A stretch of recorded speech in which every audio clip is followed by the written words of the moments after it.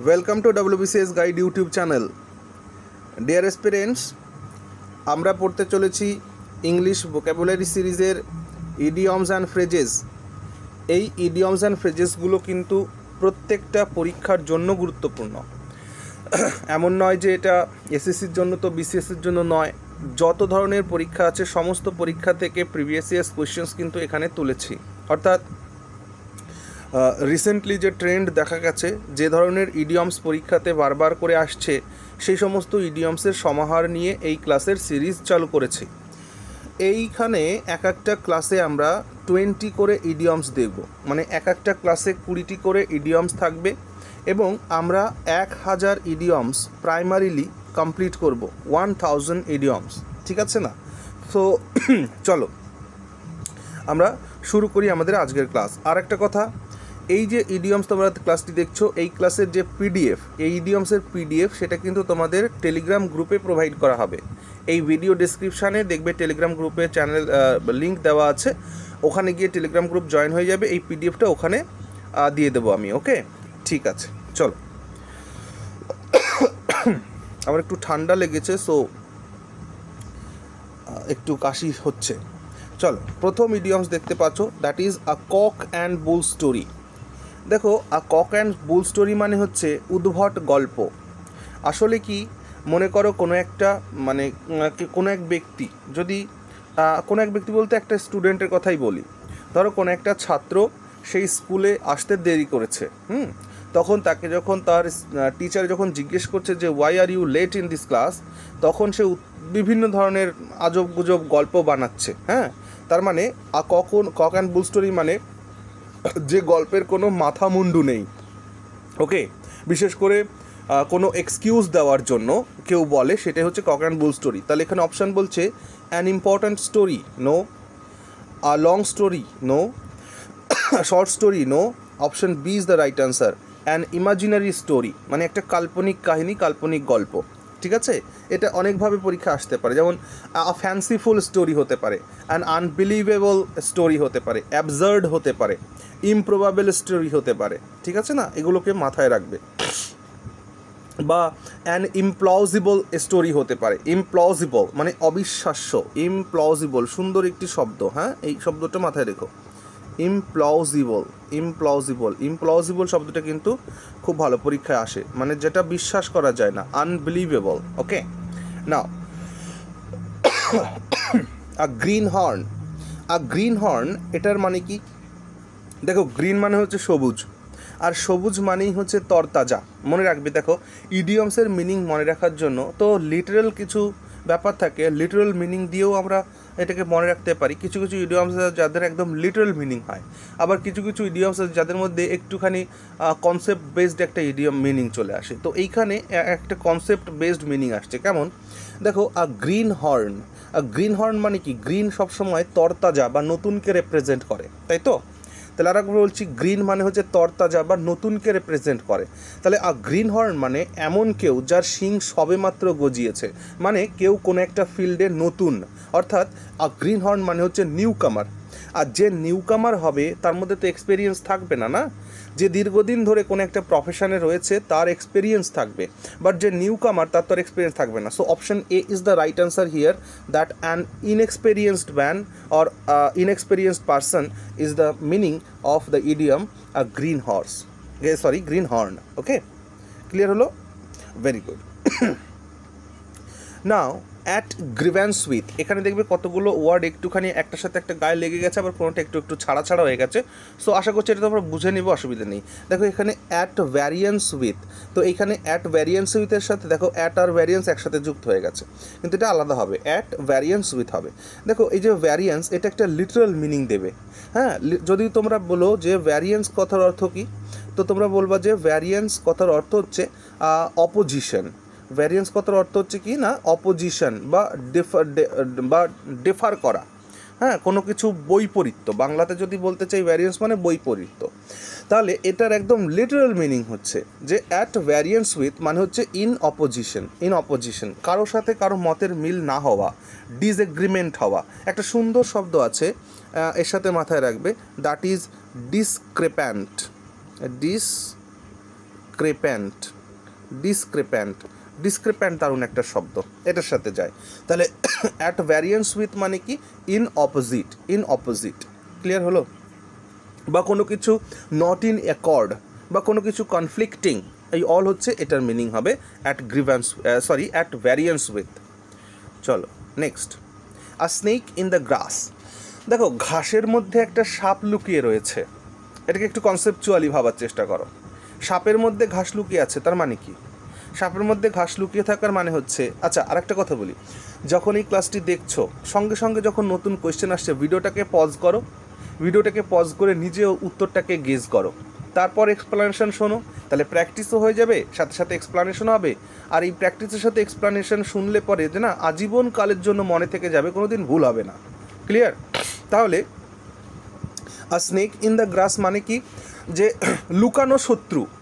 Snake তো কারো বন্ধু হতে পারে না, ও যখন তখন যাকে তাকে কামড়ে দিতে পারে। যদিও আমার এই কথাটাকে অন্যভাবে নিও না, এই পৃথিবীতে প্রত্যেকটা জীবেরই বেঁচে থাকার সমান অধিকার আছে, যেমনটা আমাদের আছে। ওকে নাও ভাই সত্যি খুব খারাপ, আমি কথা বলতে পারছি না, কাশি হচ্ছে, তবুও চলো।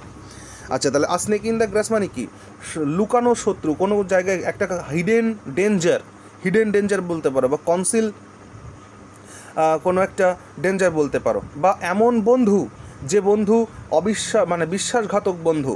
তো option B is the right answer, that is a treacherous person. Okay, তাহলে স্নেক ইন দ্য গ্রাস মানে একজন ট্রিচারাস পারসন, একজন মানে কি বলে প্রতারণাপূর্ণ ব্যক্তিকে আমরা বলে থাকি a snake in the grass. Okay now apple of one's eye. Apple of one's eye মানে আমরা বলি না চোখের তারা, সে আমার চোখের মণি, সে আমার চোখের তারা। তাহলে চোখের মণি বা চোখের তারা কাদের জন্য ইউজ করি? যাদেরকে আমরা সব থেকে ভালোবাসি, আওয়ার ফেভারিট ওয়ান, ওকে, তাদের কথা। তাহলে অপশান দেখে নাও, the person with sweet taste, no. The person with white pupils, no, এর সাথে কোনো রিলেশনই নেই। The person who likes apple, no, option D is the right answer. The person who someone loves or cherish the most, যে ব্যক্তিকে তুমি সব থেকে বেশি ভালোবাসো, যেমন তোমার সন্তান হতে পারে, তোমার ভাগনা হতে পারে, তোমার ভাগ্নি হতে পারে, যাকে আমরা জেনারেলি বেশি ভালোবাসি। তো সেই জিনিসগুলো হচ্ছে apples of one's eye, clear? মানে আ ফেভারিট পার্সন, যাকে তুমি সব থেকে বেশি ভালোবাসো, যার প্রতি তোমার স্নেহ অনেক বেশি, সেই। ওকে, আর চিপ অন ইউর শোল্ডার। দেখো আর চিপ অন ইউর শোল্ডার মানে কি বলো তো? চিপ অন ইউর শোল্ডার, দেখো চিপ মানে কি, চিপ মানে হচ্ছে টুকরো বলতে পারো, কোনো কিছুর টুকরোকে বলা হয় চিপ। তো এটার মিনিং যদি করো যে আর চিপ অন ইউর শোল্ডার, তাহলে মনে করবা যে তুমি কারো বিরুদ্ধে হিংসা পোষণ করছো, বা কারো বিরুদ্ধে তুমি দেশ বা বিদ্বেষ পোষণ করছো, বা তুমি কাউকে নিয়ে অনেক বেশি ভাবছো এবং মনে করছো যে সে আমার থেকে এগিয়ে গেল, আমি কেন পিছনে পড়ে থাকলাম। এই যে চিন্তা ভাবনা আর চিপ অন ইউর শোল্ডার, এর মানে হলো তাই, অর্থাৎ তুমি কারো প্রতি গ্রাজ রাখছো, অর্থাৎ option C is the right answer. You are holding a grudge. Grudge মানে কি? হিংসা, বিদ্বেষ, দেশ।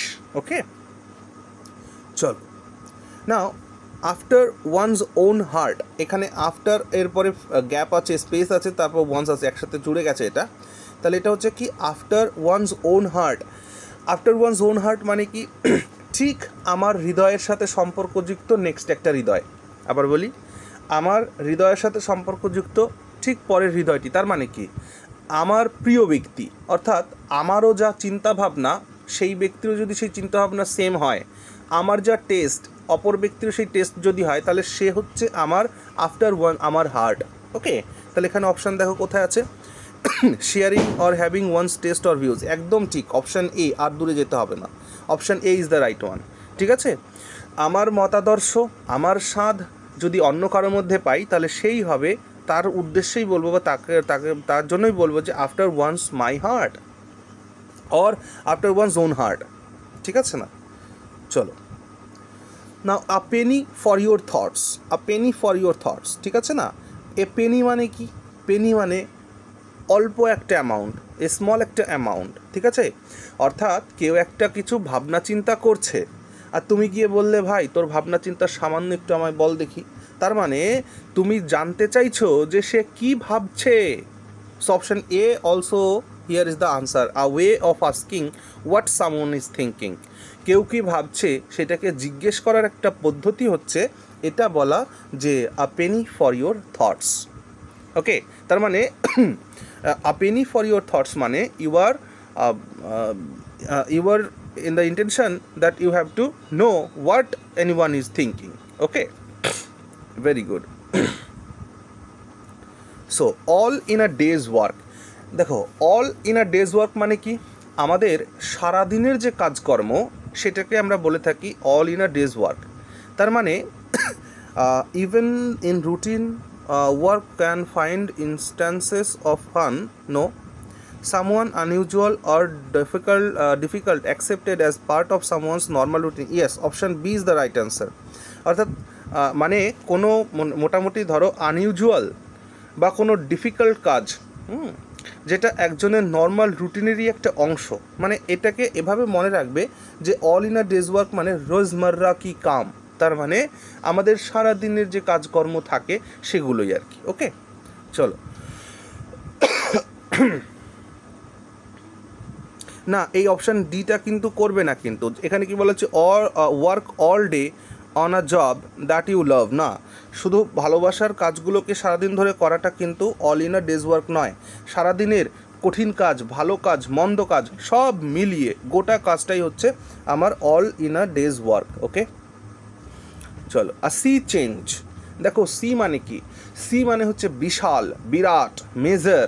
ওকে, তো আ সি চেঞ্জ মানে যার মধ্যে বিরাট বড় পরিবর্তন এসছে, যার মধ্যে একটা নোটেবল ট্রান্সফরমেশন লক্ষ্য করা গেছে, সেটাই হচ্ছে a sea change. Option A is the right answer. Okay, a profound or notable transformation. হ্যাঁ, মনে থাকবে তো।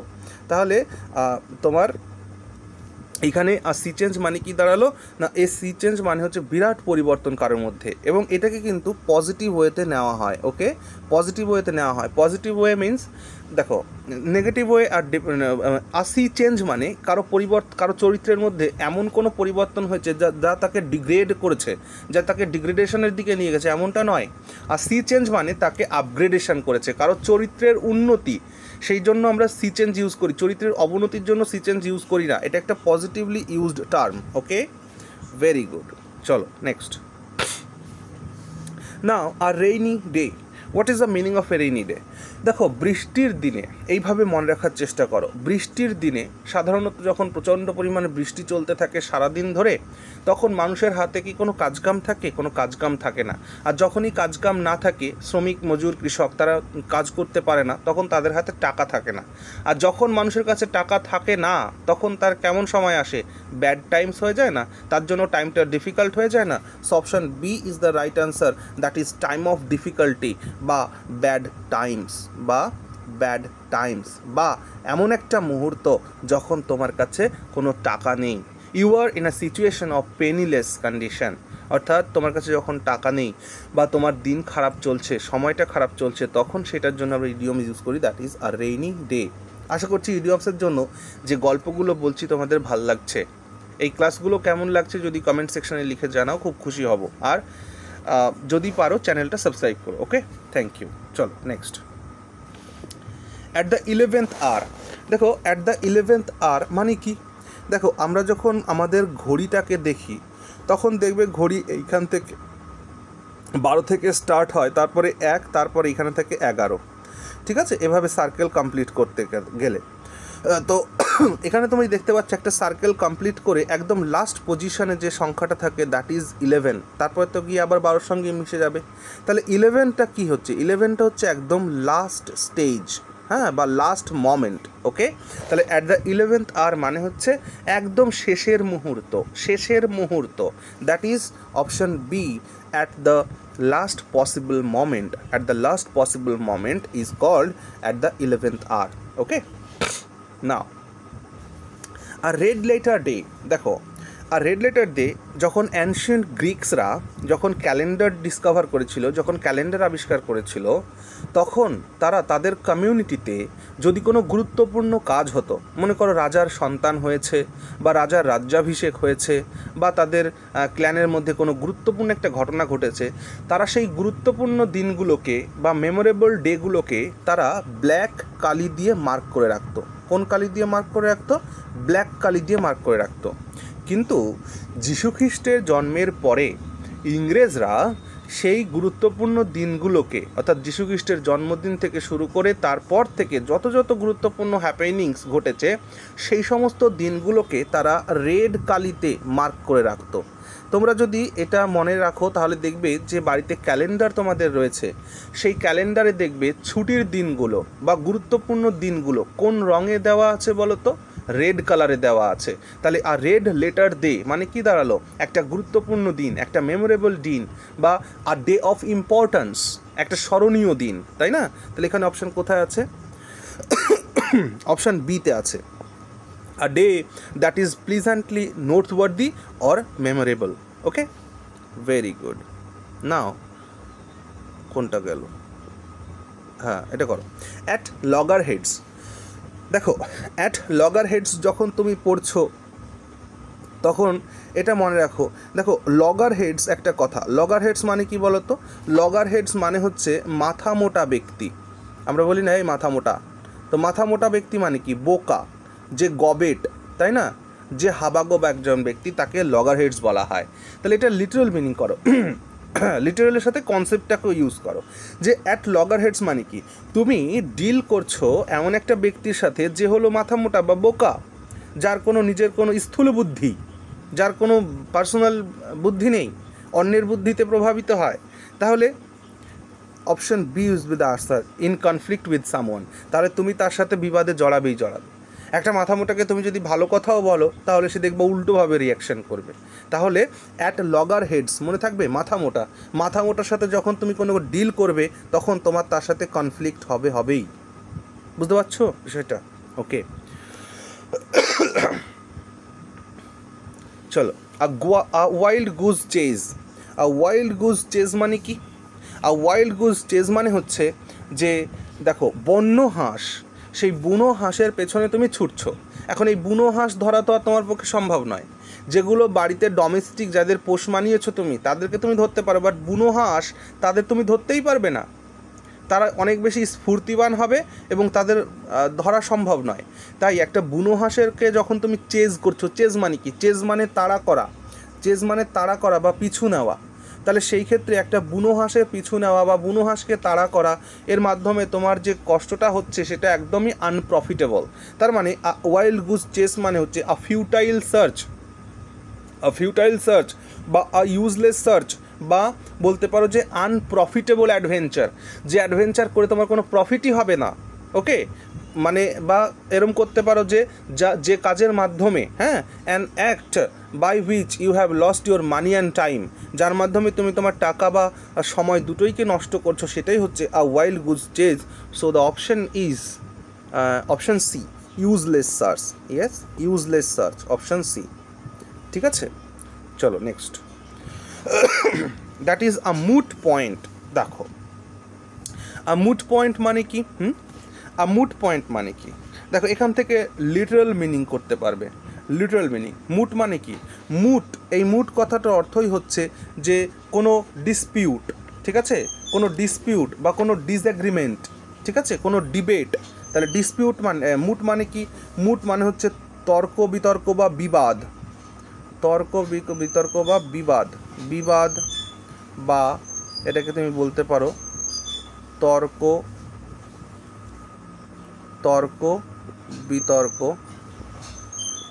বিতর্ক। ওকে, তাহলে আ মুট পয়েন্ট মানে কি? আ মুট পয়েন্ট মানে হচ্ছে disputed. Option B is the right answer. A moot point মানে বিবাদের কারণ, হ্যাঁ, বা ডিসপিউটেড কোনো ম্যাটার বা ডিবেটেবল কোনো কোয়েশ্চেন, যাকে নিয়ে ডিবেট করা যেতে পারে, বা an issue open to argument. Okay, এমন একটি ইস্যু যাকে তুমি আর্গুমেন্টের জন্য ওপেন করে রেখেছো, সেই সমস্ত কিছুর জন্যই কিন্তু আ মুট পয়েন্ট ইউজ হবে। চলো নেক্সট। আচ্ছা, all agog. Now what is the meaning of agog? দেখো, অ্যাগগ মানে অস্থির হওয়া, আকুল হয়ে থাকা, ব্যাকুল হয়ে থাকা, মানে কোনো কিছু অ্যামেজমেন্টের জন্য, কোনো কিছু সারপ্রাইজের জন্য, কোনো কিছু এক্সাইটমেন্টের জন্য তুমি অধীর আগ্রহে বসে আছো। অল অ্যাগগ। তাহলে অল অ্যাগগ মানে হচ্ছে অপশন সি, অ্যামেজড। অল অ্যাগগ মানে সারপ্রাইজড হতে পারে, এক্সাইটেড হতে পারে, ইন হাই স্পিরিটস হতে পারে, ইন ইগার এক্সপেকটেশনস হতে পারে। ঠিক আছে, মানে কোনো অ্যামেজমেন্টের জন্য, কোনো সারপ্রাইজের জন্য তুমি গভীর আগ্রহে অপেক্ষা করছো, সেটার মিনিংয়ের সাথে অল অ্যাগগ এটা যায়। ওকে, ভেরি গুড। নেক্সট। আচ্ছা, অ্যান অ্যাক্স টু গ্রাইন্ড। দেখো, অ্যাক্স মানে তো লিটারালি মিনিং হয় কুঠার বা কুড়ুল, যেটাকে আমরা বলি। আর গ্রাইন্ড মানে কি? গ্রাইন্ড মানে হচ্ছে ধার করার জন্য। দেখবে আগে গ্রামে গ্রামে এই কাঁচি ধার দেওয়ার জন্য বা অস্ত্রপাতি, ছুরি ধার দেওয়ার জন্য এক ধরনের মানুষ আসতো, যারা এক ধরনের সাইকেলের মতন জিনিস চালাতো এবং ধার পাথর লাগানো থাকতো, গ্রাইন্ডিং স্টোন লাগানো থাকতো, ওটা ঘুরতো এবং ওটাকে দিয়ে ধার করা হতো।